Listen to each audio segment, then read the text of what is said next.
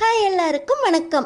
நம்ம அழகே அழகு சீரியலில் ராஜலக்ஷ்மி மாதிரி ஒரு மாமியாரும் அம்மா பேச்சை கேட்டுட்டு ஆடுற சுரேஷ் மாதிரி ஒரு பிள்ளையும் கண்ணு முன்னாடி மாட்டினா என்ன மாதிரி தண்டனை கொடுக்கலாம் அப்படின்னு நீங்கள் நினைக்கிறீங்கன்னு கமெண்ட் பாக்ஸில் கமெண்ட் பண்ணுங்கள்.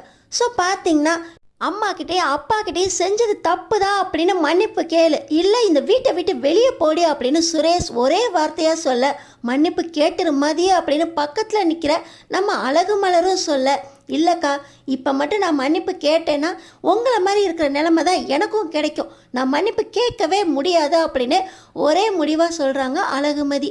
அப்போ வீட்டை விட்டு வெளியே போடி அப்படின்னு சுரேஷ் அழகுமதியை கழுத்தை பிடிச்சி வெளியே தள்ள, நம்ம அழகுமதி ஓஹோ எப்போ நீங்கள் இந்த அளவுக்கு ஒரு முடிவுக்கு வந்துட்டீங்களோ, இந்த வீட்டில் என்ன நடந்துச்சுன்னு ஒரு வார்த்தை கூட கேட்காம முடிவுக்கு வந்துட்டீங்களோ, அப்போ நானும் என் முடிவை சொல்லிடுறேன்.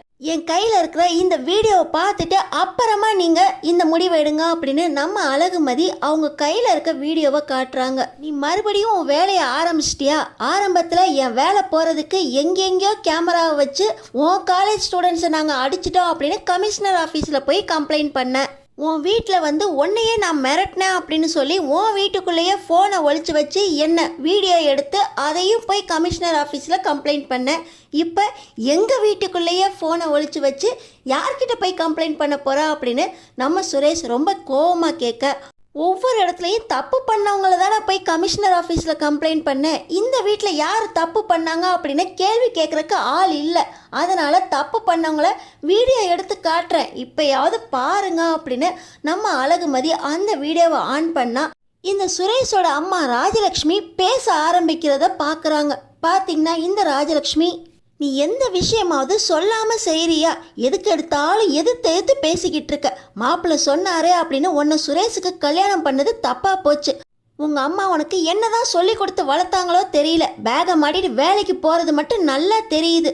ஒரு ஆம்பளை பிள்ளைய கல்யாணம் பண்ணி அவனை எப்படி பார்த்துக்கணும்னு கூட சொல்லி வளர்க்கல. நாங்களாக பார்த்து பேசி அங்கங்கே விசாரித்து கல்யாணம் பண்ணியிருந்தா நல்ல பொண்ணாக கிடச்சிருக்கோம்.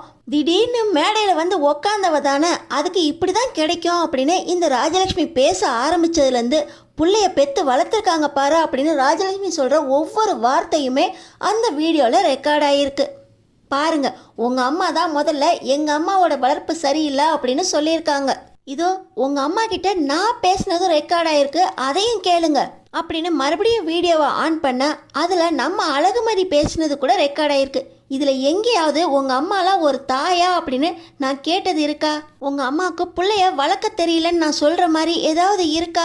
இந்த வீட்டு ஆம்பளைங்களாம் திமிரு பிடிச்சவங்க அப்படின்னு நான் சொல்கிற மாதிரி ஏதாவது ரெக்கார்ட் ஆகிருக்கா? உங்கள் அம்மா கூட குறைய பேசுகிறாங்க, இதில் நெஞ்சு வலிக்குதுன்னு ஆடின நாடகத்தையும் ரெக்கார்ட் பண்ணியிருக்கேன் பாருங்க அப்படின்னு நம்ம மலர் பக்கத்தில் இந்த ராஜலக்ஷ்மி நெஞ்சு வலிக்குதுன்னு ஒரு ட்ராமா பண்ணாங்களே அதையும் ரெக்கார்ட் பண்ணி வச்சுருக்காங்க நம்ம அழகுமதி.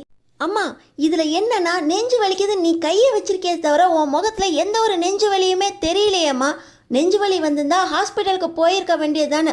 முக்கியமான கேஸை டீல் பண்ணிக்கிட்டு இருக்கேன், அந்த நேரத்தில் அப்பா உடனே வாடா உங்கள் அம்மா சாவ கிடக்குறான்னு சொன்னாங்க. நான் அதை கேட்டு என்ன ஆச்சோன்னு சீரியஸாக வந்து பார்த்தா நீ இங்கே இவ்வளோ போல்டாக பேசிக்கிட்டு இருக்கியா அப்படின்னு சுரேஷ் கேட்குறாரு. என்னடா பேச்சு பேசுகிற? உன் பொண்டாட்டியோட காற்று உனக்கும் அடிக்குதா? அவ எதையோ ரெக்கார்ட் பண்ணி இவங்கிட்ட காட்டினாலாம், அதை பார்த்துட்டு இவன் அம்மாவே கேள்வி கேட்குறான் அப்படின்னு ராஜலக்ஷ்மிக்கு கோவம் வர ராகவனும் சுரேஷை கையை ஓங்கிட்டு வந்து, என்னடா உங்கள் அம்மாவே கேள்வி கேட்குற? உங்கள் அம்மா நெஞ்சு வலின்னு துடிச்சது எனக்கு தெரியும்டா. உங்கள் அம்மா சாக போகிற நேரத்தில் உன்னை பார்க்கணுன்னு என் பிள்ளைய வர சொல்லுங்க, என் உயிர் போகிறதுக்கு முன்னாடி என் பிள்ளைய பார்க்கணும் பேசணும் அப்படின்னு அப்படி அழுது பேசினான். நீ என்னன்னா உன் பொண்டாட்டி வீடியோ காட்டுறா அப்படின்னு அதை உட்காந்து பார்த்துக்கிட்டு இருக்க. உன் பொண்டாட்டி காட்டுற வீடியோவை நம்புற, பக்கத்தில் உட்காந்துருக்க உங்கள் அம்மாவை நம்ப மாட்டியா அப்படின்னு ராகவன் கையை வாங்கிட்டு வர, அப்பா நீங்கள் தான் பக்கத்தில் உட்காந்துருக்கீங்க, அம்மா பேசுகிறதெல்லாம் நீங்கள் வேணால் நம்பலாம், ஆனால் நான் நம்ப முடியாது. நடந்த விஷயத்தை தானே இவ வீடியோ எடுத்து காட்டியிருக்கா. இதில் பாருங்கள், அம்மா நெஞ்சு வலின்னு கையை வச்சுருக்காங்களே தவிர முகத்தில் எந்த ஒரு வலிக்கான சுவடே இல்லை. அவ்வளோ சத்தமாக பேசிக்கிட்டு இருக்காங்க. முதல்ல ஆஸ்பத்திரிக்கு கொண்டு போய் சேர்த்துருக்கணும். அன்னி பக்கத்தில் உட்காந்து மாத்திரை வாங்கிட்டு வரவா, ஹாஸ்பிட்டலுக்கு வாங்க அப்படின்லாம் கூப்பிட்றாங்க. ஆனால் அம்மா ஹாஸ்பிட்டலுக்கு போனால் மறுபடியும் இதே வீட்டுக்கு தான் வந்தாகணும், மறுபடியும் இவளை பார்த்தா எனக்கு நெஞ்சு வலி திரும்ப வந்துடும் தான் சொல்கிறாங்களே தவிர அவங்களுக்கு ஹார்ட் அட்டாக் வந்த மாதிரியே தெரியலையே. அம்மாவோட நடிப்பை நீங்கள் வேணால் நான் நம்பலாம், ஆனால் நான் நம்ப முடியாது. இந்த வீடியோவில் எல்லாத்தையுமே ரெக்கார்ட் பண்ணி வச்சுருக்கா அப்படின்னு சுரேஷ் சொல்கிறாரு. நம்ம அழகுமதிக்கு சுரேஷ் பேசுகிறத கேட்டு ரொம்பவே ஆச்சரியமாக இருக்குது. சுரேஷா பேசுறது, அம்மா நடந்துக்கிறத புரிஞ்சுக்கிட்டு இவ்வளோ நல்லா பேசிக்கிட்டு இருக்காரு அப்படின்னு அழகுமதிக்கு ஒரே ஆச்சரியமாக இருக்குது. ஆனாலும் சுரேஷ், ஏய் இந்த வீடியோவை முதல்ல டெலீட் பண்ணு, இந்த வீடியோ வேறு யாரும் பார்த்தாங்க நடக்கிறதே வேற அப்படின்னு சுரேஷ் சொன்னதை கேட்ட உடனே தான் நம்ம அழகுமதிக்கே புரியுது. ஓஹோ, இதையும் ஒரு ஆதாரமாக பார்த்துக்கிட்டு அம்மா மேலே ஏதாவது கேஸ் கொடுத்துருவேணும்னு பயந்து தான் நீங்கள் இந்த வீடியோவை டெலீட் பண்ண சொல்லிக்கிட்டு இருக்கீங்களா? இதுக்கு தான் உங்கள் அம்மாவை சத்தம் போடுற மாதிரி உங்கள் அம்மாவுக்கு மேலே நீங்கள் 10 மடங்கு நடிச்சுக்கிட்டு இருக்கீங்களா அப்படின்னு நம்ம அழகுமதி கேட்க, நீ எப்படி வேணால் எடுத்துக்கோ, முதல்ல இந்த வீடியோ எடுக்கிற பழக்கத்தை நிறுத்து, உன்னால் எங்கள் அம்மாவே திட்ட வேண்டிய சூழ்நிலை வந்துருச்சு, டெலீட் பண்ணுறியா இல்லையா அப்படின்னு மறுபடியும் சுரேஷ் அழகுமதி கிட்ட கேட்க, நடந்ததெல்லாம் உங்களுக்கு புரிஞ்சிச்சு தானே, நான் இந்த வீட்டை விட்டு போகவே முடியாது, இந்த அளவுக்கு நடிக்கிற ஒரு அம்மாவை வச்சுக்கிட்டு இவங்களை நம்பி என்ன வீட்டை விட்டு விரட்டுறீங்களா? நான் தப்பு செஞ்சால் கண்டிப்பாக யாராக இருந்தாலும் வயசு வித்தியாசம் பார்க்காம மன்னிப்பு கேட்பேன். ஆனால் இப்போ என் மேலே தப்பே இல்லை, நான் மன்னிப்பு கேட்கவே முடியாது. உங்கள் அம்மா என்கிட்ட நான் பண்ணது நடிப்பு தான், இனிமேல் இந்த மாதிரி பேச மாட்டேன் நடிக்க மாட்டேன் அப்படின்னு மன்னிப்பு கேட்டால் தான் இந்த வீடியோவை அழைப்பேன்.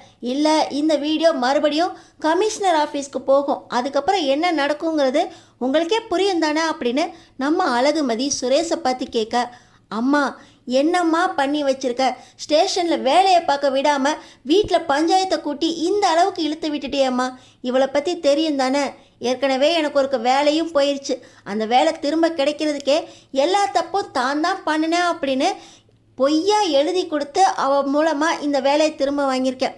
மறுபடியும் என்னாலாம் இந்த வேலையை திரும்ப போக வைக்கிறதுக்கு மனசாட்சி ஒத்துக்காது, நீ மன்னிப்பு கேளுமா அப்படின்னு சுரேஷ் ராஜலக்ஷ்மி கிட்ட சொல்ல, ராஜலக்ஷ்மி, என்னங்க சுரேஷே இப்படி தலைகீழாக மாற்றிட்டாங்க, என்ன மாயமந்திரம் பண்ணாலோ தெரியல, இந்த அளவுக்கு சுரேஷே மாறி போயிட்டான் அப்படின்னு இந்த ராஜலக்ஷ்மி அழுக, ராகவன், மன்னிப்பெல்லாம் கேட்க முடியாது, அவளை கொட்டத்தை அடக்கணும்னா அவள் வீட்டை விட்டு வெளியே போயாகணும், அவளை வீட்டை விட்டு விரட்டுறா சுரேஷா அப்படின்னு ராகவன் சொல்ல, நம்ம மலருக்கு மதி செஞ்சதை நினச்சி மனசுக்குள்ளே அவ்வளோ சந்தோஷமாக இருக்குது. ஆனால் இந்த மாதிரி நீங்கள் மன்னிப்பு கேட்டு கேட்டு தான் இவங்க இந்த அளவுக்கு வந்துட்டாங்க, நான் மன்னிப்பு கேட்க மாட்டேன் அப்படின்னு நம்ம மதி சொன்னது மலர் காதில் விழ, நம்ம மலரும், அத்தை மாமா நீங்கள் ஒழுங்காக மதிக்கிட்ட மன்னிப்பு கேளுங்க, இல்லை நானும் மதியோடு சேர்ந்து வீட்டை விட்டு வெளியே போயிடுவேன், இந்த வீட்டுக்கும் எனக்கும் எந்த சம்மந்தமும் இல்லை, இந்த வீட்டில் வேலை பார்க்குறக்கு நீங்கள் வேறு யாராவது வச்சுக்கோங்க அப்படின்னு மலரும் மதிக்கு ஆதரவாக நிற்க, சுரேஷ்,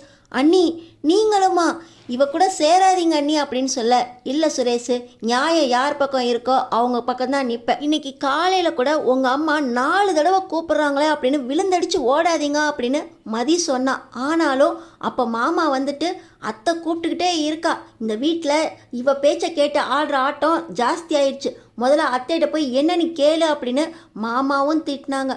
அதை கேட்டு அத்தை எதுக்கு தான் கூப்பிட்டாங்கன்னு அங்கே போய் பார்த்தா பக்கத்தில் டேபிளில் இருக்க சொம்பை கையை நீட்டி எடுக்கிறதுக்கு இவங்களுக்கு கஷ்டமாக இருக்குது, அதுக்கு என்னை கிச்சனில் வேலை செஞ்சுக்கிட்டு இருந்தவளை கூப்பிட்டு தண்ணி எடுத்து கொடு, தண்ணி சொம்பை குடிச்சிட்டு தண்ணி சொம்பை அங்கே வையின்னு சொல்கிறாங்க. இந்த அளவுக்கு மாறுறதுக்கு யார் காரணம்? எல்லாத்துக்கும் விழுந்தடிச்சு ஓடின நான் தான் காரணம். இனிமேல் இந்த அளவுக்கு இருக்கக்கூடாது, மதி மாதிரி நானும் தலை நிமிர்ந்து இருக்கணும்னா மதி பக்கம் இருக்கிறது தான் நல்லது அப்படின்னு நம்ம மலரும் மதியோட சேர்ந்துக்கிட்டு மன்னிப்பு கேட்டே ஆகணும் அப்படின்னு மதிக்கு ஆதரவாக நிற்க, அம்மா மன்னிப்பு கேட்டுருமா அப்படின்னு சுரேஷும் நிற்க, பாக்கியராஜும் மலருக்கு ஆதரவாக இருக்கார். இந்த நிலைமையில மலர் வீட்டை விட்டு போனால் நம்மளால் ஒரு வேலையும் செய்ய முடியாது அப்படின்னு ராஜலட்சுமிக்கும் பயம் வந்துடுது. அம்மாடி அம்மா மன்னிச்சிருடி அம்மா, நான் நடித்ததெல்லாம் நடிப்பு கிடையாது, உண்மையிலேயே நெஞ்சு வலி வந்துருச்சு, ஆனால் நீ பேசின பேச்சுக்கு நீயும் என்கிட்ட மன்னிப்பு கேட்கணும் அப்படின்னு சொல்ல, முடியவே முடியாது அப்படின்னு சொல்லி நம்ம அழகுமதி உள்ள நம்ம மலரக்கா கூட்டிகிட்டு போய் வீடியோவை டெலீட் பண்ணுறாங்க. மதி நல்ல வேலை செஞ்ச மதி அப்படின்னு நம்ம மலர் மதியை பாராட்ட, அடுத்தடுத்து என்ன நடக்க போகுதுன்னு தெரிஞ்சுக்கிறதுக்கு நம்ம சேனலை சப்ஸ்கிரைப் பண்ணி தொடர்ந்து பாருங்கள்.